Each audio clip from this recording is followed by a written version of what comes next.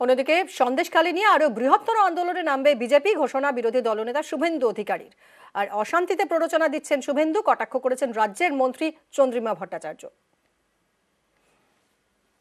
Fake ভিডিওর এগেনস্টে তৃণমূলের গুন্ডারা কাল যেভাবে জনতার হাতে ধোলাই খেয়েছে, সেই কারণে কালকের ছবিতে গোটা রাজ্যে তৃণমূলের নগ্ন চরিত্রটা প্রকাশ পেয়েছে। তাই তৃণমূল ক্রোধে প্রতিহিংসা চরিতার্থ করতে সন্দেশখালীর প্রতিবাদী মুখকে গ্রেপ্তার করেছে।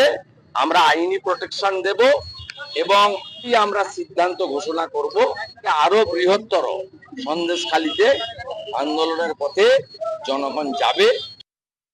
আমি জানি না যে শুভেন্দু অধিকারী যে এই ধরনের প্ল্যানিং প্রোগ্রামিং করেন, এটা আরো বেশি করে প্রকাশ হয়ে পড়ছে। কালকে হয়েছে, আজকে ভাইপো হবে, এই ধরনের কথাগুলো আমার মনে হয় যে কোনো স্ট্রে পারসন বললে সেটা আলাদা কথা, কিন্তু একটা বিরোধী দলের নেতা, তার একটা চেয়ারের সম্মান থাকে, তিনি কিভাবে এই ধরনের কথাগুলো বলেন জানি না। তিনি প্ররোচনা দিচ্ছেন, প্ররোচিত করছেন যাতে এই ধরনের ভায়োলেন্স গুলো হয়।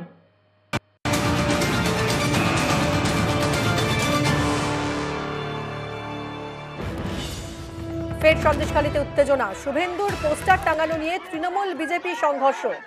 বাগদিপাড়া মোড়ে শুভেন্দু অধিকারীর পোস্টার টাঙানো ঘিরে উত্তেজনা ছড়ায়। তৃণমূলের বিরুদ্ধে শুভেন্দু অধিকারীর পোস্টার টাঙাতে বাধা দেওয়ার অভিযোগ। দুপক্ষের মারামারিতে আহত 2। পরিস্থিতি সামাল দেয় সন্দেশখালী থানার পুলিশ।